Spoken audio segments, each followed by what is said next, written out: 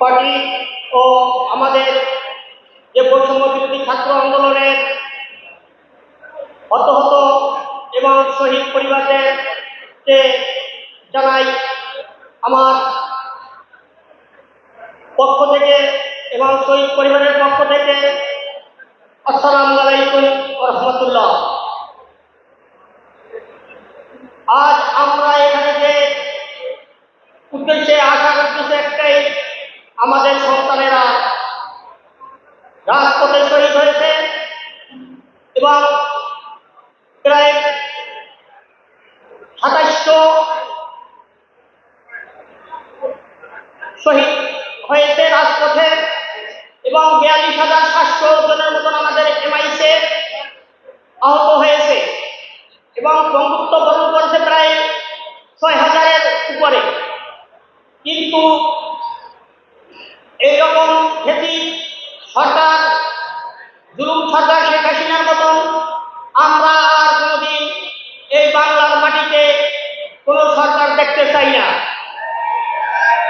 এবং আমাদের সন্তানের এবং কাহারো ছেলে, কাহারো ভাই, কাহারো বোন যে ২৪শে গণ অভ্যুত্থানে শহীদ হয়েছে এবং আহত হয়েছে, এইরকম শহীদ ও আহত আর আমরা এই রক্তের মাংস এবং রক্তের লীলা খেলা আর বাংলার জমিনে আমরা দেখতে চাই না। আমরা বাংলার জমিনে শান্তি শৃঙ্খলাভাবে এবং একটি রাষ্ট্র গঠন করার জন্য আপনাদের কাছে আমাদের বিনীত অনুরোধ, আমরা সাধারণ পাবলিক যেন আমাদের সমস্ত কিছু আমাদের পড়াশোনার মধ্যে থাকে এবং আমাদের সন্তানদের যেমন যারা হত্যা করেছে এবং খুন করেছে সেটি সরকার শেখ হাসিনা এবং এরকম যে নেতাকর্মী আছে